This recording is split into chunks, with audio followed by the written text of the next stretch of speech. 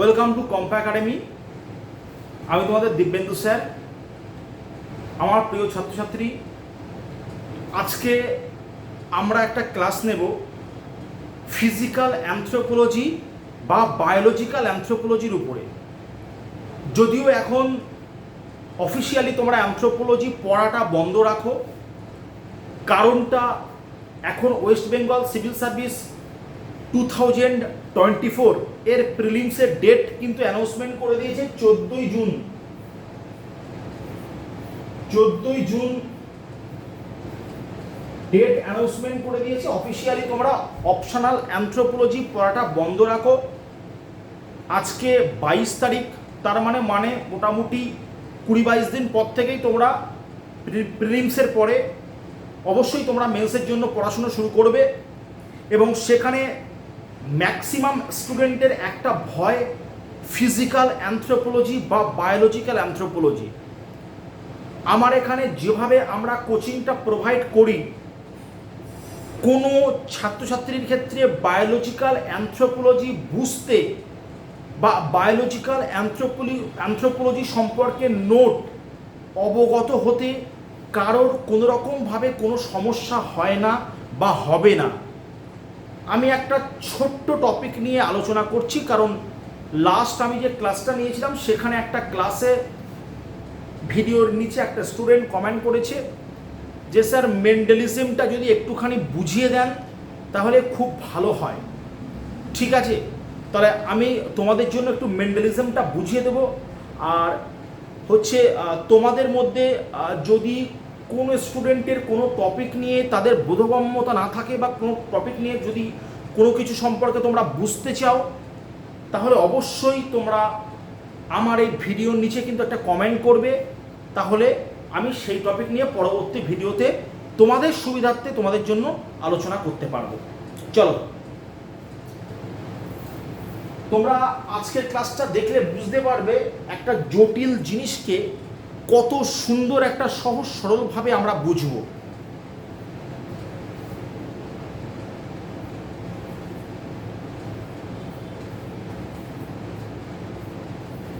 Biological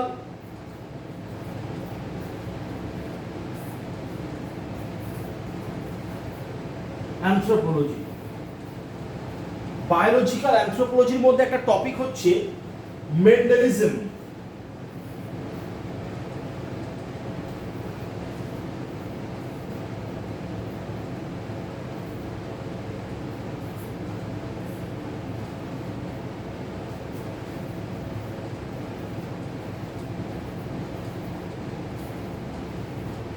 Discuss on Mendelism and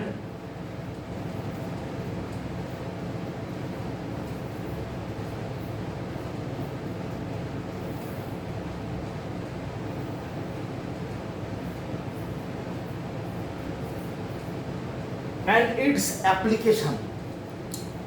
আজকের এই কোশ্চেনের মধ্যে আমি তোমাদের বোঝাবো ডিসকাস অন অনলি মেন্ডেলিজমটা তোমাদের আমি বোঝাবো। ওকে, দেখো মেন্ডেল সম্পর্কে তথ্য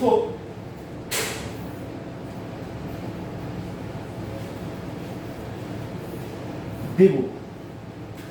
সাধারণত আমাদের কয়েকটা জায়গাটা আমাদেরকে মনে রাখতে হবে, যেমন মেন্ডেল কবে জন্মগ্রহণ করেছিল, তিনি কোথাকার বসবাস করত, কোথায় তার মূলত বসবাসের স্থান ছিল, এবং সব থেকে বিষয় যেটা মেন্ডেলের তিনি একজন অস্ট্রিয়াবাসী ছিল এবং তিনি তার প্রাইমারি এলিমেন্ট মোটর গাছ পি প্লান্ট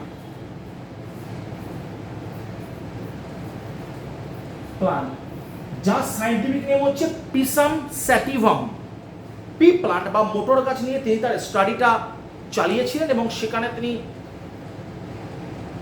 যে বৈশিষ্ট্যগুলোর উপরে কাজ করেছিলেন তারপরে তিনি সেখান থেকে একটা কনক্লুশনে আসেন, তার দেওয়া বা তার প্রদত্ত কয়েকটা সূত্র। এই সূত্রগুলোর মধ্যে একটা সূত্র হচ্ছে ল অফ ইউনিট ক্যারেক্টার, যেটা তোমাদের অফিসিয়ালি WBCS এ আলোচনা করার প্রয়োজন নেই অ্যানথ্রোপোলজিতে। একটা তিনি সূত্র দিয়েছিলেন ল অফ ডমিন্যান্স, আর একটা তিনি সূত্র দিয়েছিলেন ল অফ ডমিন্যান্স, অর্থাৎ প্রকটতার সূত্র বা ল অফ রিসেসিভ, একই। নাম্বার 2, ল অফ সেগ্রিগেশন, এর বাংলা হচ্ছে পৃথকীকরণের সূত্র, এটার বাংলা হচ্ছে প্রকটতার সূত্র। প্রকটতার সূত্র, এটা হচ্ছে পৃথকীকরণ।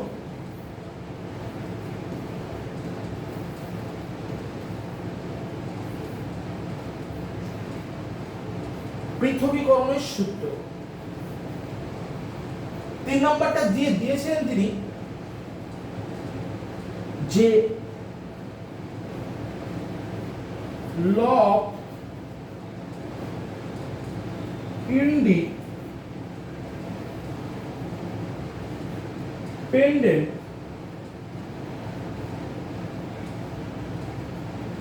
অ্যাসর্টমেন্ট, এর বাংলা হচ্ছে যে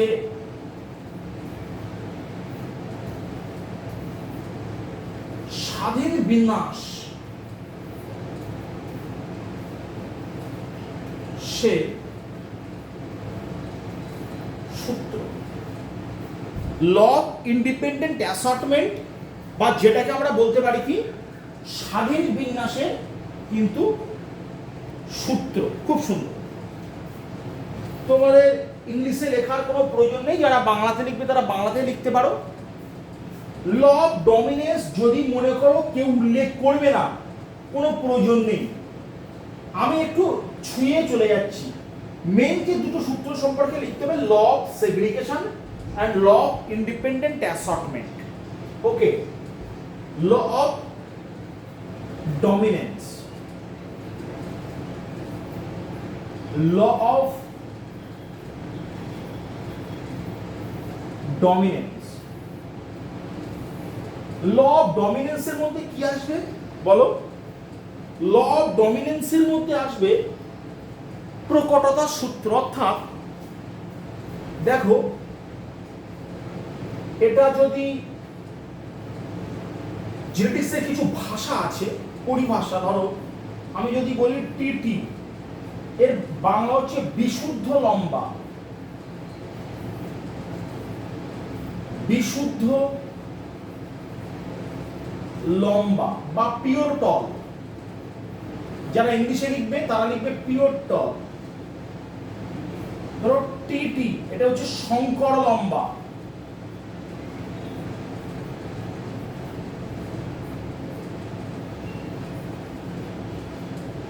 বা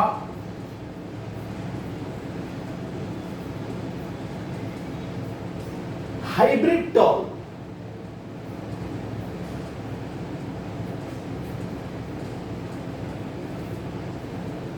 বিশুদ্ধ বেটে, পিওর ডফ। এই যে বিষয়গুলো আছে, শঙ্খ লম্বাটা যেন তালবস্য দিয়ে দিও না, তাহলে কিন্তু দেবাদিদেব মহাদেব হয়ে যাবে। বুঝতে পেরেছো? ল অফ ডমিনেন্সের মধ্যে দেখো, যখন আমি বিশুদ্ধ লম্বার সাথে বিশুদ্ধ বেটের ক্রস করাবো, ঠিক মাধ্যমিকে যেটা পড়েছো সেটা চিন্তা করো, একই জিনিস, একই। তাহলে আমাদের কি আসবে? ক্যাপিটাল টি, এটা আসবে স্মল টি। তোমরা যদি জিজ্ঞেস করো এখানে আমি গোল স্ফিয়ারের মধ্যে দিলাম না, এটা আমি স্ফিয়ারের মধ্যে দিলাম, এর অর্থ কি? গোল, এটা সার্কেলের মধ্যে দিয়েছি, এটা সার্কেলের মধ্যে দিইনি, কারণ উপরেরটা হচ্ছে জেনেটিক একটা কম্বিনেশন কি আছে, আর সেখান থেকে নামলো কি? নামলো হচ্ছে গ্যামেট। এটা কিন্তু গ্যামেট বা গ্যামেটোফাইটিক ক্যারেক্টারিস্টিক্স, যার জন্য আমরা গোল সাইনের মধ্যে দিলাম। ওকে, সেখান থেকে পেলাম আমরা ক্যাপিটাল টি স্মল টি, এর মানে কি বিশুদ্ধ শঙ্কর লম্বা। এবার তুমি চিন্তা করে দেখো ল অফ ডমিনেন্সের বিষয়টা কি আসে। ল অফ ডমিনেন্সের বিষয় যেটা আসছে, প্রকটতা সূত্রের অর্থ এটা ক্যাপিটাল টি তার মানে বিশুদ্ধ লম্বা, স্মল টি বিশুদ্ধ বেটে। এখানে দেখো এটা কি হচ্ছে, এটা শঙ্কর লম্বা হচ্ছে, এটা শঙ্কর লম্বা মানে একই লম্বা। কিন্তু তুমি দেখে যত সময় তুমি বাইরে থেকে কোনো একটা গাছকে দেখছো, পিওর লম্বা যে গাছটা সেই গাছটার মধ্যে একই লম্বা, একই লম্বা। কিন্তু যখন তার জিনগত ভ্যারিয়েশন দেখছো তখন দেখছো একটা গাছ double T, double capital T capital, একটা গাছ ক্যাপিটাল টি স্মল টি। এর অর্থ কি, স্মল টি থাকা সত্ত্বেও ক্যাপিটাল টি তার নিজের বৈশিষ্ট্যকে এক্সপ্রেস করেছে, প্রকাশিত করেছে। স্মল টি থাকা সত্ত্বেও ক্যাপিটাল টি তার নিজের বৈশিষ্ট্যকে এক্সপ্রেস করেছে, প্রকাশিত করেছে। তাই একে আমরা কি বলবো, একে আমরা বলবো ল অফ ডমিনেন্স। আমরা চাইলে এটা F1 জেনারেশন, এটা P জেনারেশন মানে পিতামাতা, এটা F1 জেনারেশন, আমরা চাইলে F2 জেনারেশন করে দেখে দিতে পারি। তোমরা চাইলে পারো, কোনো অসুবিধা নেই। কিন্তু বিষয়টা একই, স্মল টি বিশুদ্ধ এর বৈশিষ্ট্য থাকা সত্ত্বেও ক্যাপিটাল টি তার নিজের যখন চরিত্রকে, নিজের যখন বৈশিষ্ট্যকে প্রকাশিত করে, তাকে আমরা বলবো ল অফ ডমিনেন্স। কি বুঝলে? অর্থাৎ প্রকটতা মানে যে প্রকট। বুঝতে পেরেছো? চলো একটা সূত্র, আর একটা সূত্র আমরা পড়ব, ল অফ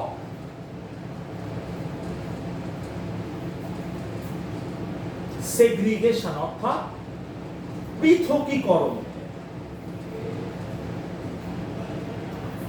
পৃথকীকরণের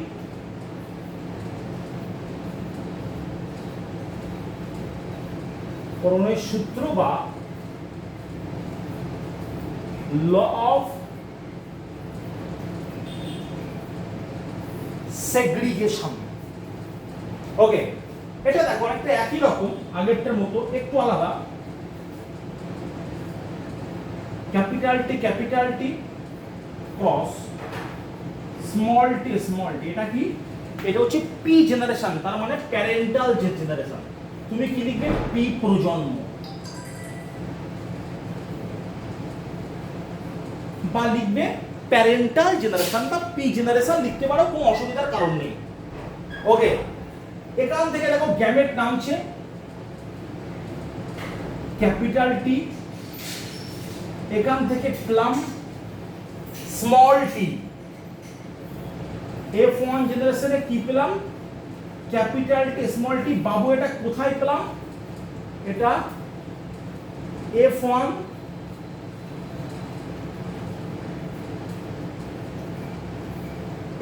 জেনারেশনে আমরা পেলাম। এবার দেখো আমাদের বের করতে হবে F2 জেনারেশন। F2 জেনারেশন বের করতে গেলে F1 জেনারেশনের সাথে আবার F1 জেনারেশনের ক্রস করতে হবে। তার মানে আমরা F1 এ কি পেয়েছি বাবু বলো, F1 এ পেয়েছি ক্যাপিটাল টি স্মল টি। তাহলে F2 পেতে গেলে, F2 প্রজন্ম পেতে গেলে আমাকে দুটো ক্যাপিটাল টি স্মল টি এর দুটোর সাথে কিন্তু ক্রসটা করাতে হবে। বুঝতে পেরেছো? দেখো capital T small T cross capital T small T. এবার গ্যামেট গুলোকে আলাদা করো, ক্যাপিটাল টি স্মল টি আলাদা করো, ক্যাপিটাল টি স্মল টি। একদম ভেঙে ভেঙে, ঠিক মাধ্যমিকে যতটা পড়েছো, যা পড়েছো এখানে তাই, তার বেশি আর কিচ্ছু কিন্তু নেই। বলে দিলাম। এবার দেখো দুটো আলাদা হয়ে গেল, এটার সাথে এই দুটো, এটার সাথে এই দুটো আলাদা আলাদা করে দেখো, এই দিয়ে এই, এটা মনে করো এটা নেই, মনে করো এটা বলে কিছু নেই, তাহলে এটার সাথে একবার এটা, এটার সাথে একবার এটা, তাহলে এটার সাথে এটা করলে কি কি কি হচ্ছে টিটি, এটার সাথে এটা কি হচ্ছে ক্যাপিটাল টি স্মল টি। এবার মনে করো এটা নেই, তাহলে এটার সাথে এটা, এটার সাথে এটা, দেখো কি হচ্ছে ক্যাপিটাল টি স্মল টি, কি হচ্ছে স্মল টি স্মল টি। তাহলে আমি কি পেলাম, আমি পেলাম একটা পেলাম বিশুদ্ধ, একটা পেলাম বিশুদ্ধ, একটা পেলাম বিশুদ্ধ লম্বা, একটা পেলাম বিশুদ্ধ বেটে, আর দুটো পেলাম শঙ্কর লম্বা। ওকে, এইবার আমি আমি অনুপাত বের করবো, অনুপাত রেশিও। রেশিওর মধ্যে দুটো রেশিও আছে, একটা হচ্ছে ফেনোটাইপিক রেশিও, একটা হচ্ছে জিনোটাইপিক রেশিও। দেখো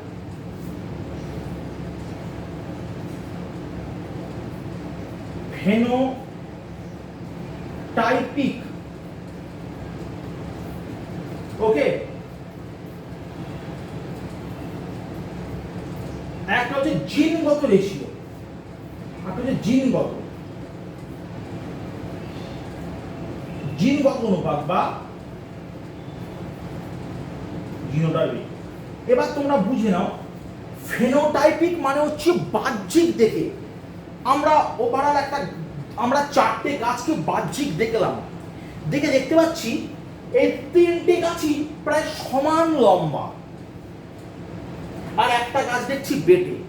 বাহ্যিক দেখে মনে রাখতে হবে, ফেনোটাইপিকের টার্মটা শুনলে হয়তো তোমাদের একটু কষ্ট হবে, যে একটু কঠিন মনে হবে, কিন্তু কঠিনের কোনো ব্যাপার না, বাহ্যিক বৈশিষ্ট্য, বাহ্যিক দেখে আমাদের মনে হচ্ছে এই তিনটে গাছ হচ্ছে লম্বা, তাই 3:2, একটা গাছ বেটে, টি 1। এবার তুমি যখন জিনগত বৈশিষ্ট্য বের করবে তখন দেখবে ক্যাপিটাল টি হচ্ছে একটা 1:2, শঙ্কর লম্বা দেখো দুটো না, শঙ্কর ক্যাপিটাল টি স্মল টি দুটো 2:2, শঙ্কর বেটে কি 1:1 হয়ে গেল। কি বুঝলে? এই জায়গাটা আমাদেরকে ভালোভাবে বুঝতে হবে, আমরা বুঝে গেলাম। তাহলে বায়োলজিক্যাল অ্যানথ্রোপোলজিকে আমি বহু স্টুডেন্টের খাতা যখন চেক করি, ওরা দেখি এই পোরশনে কোন রকম স্ফিয়ার ইউজ করে না,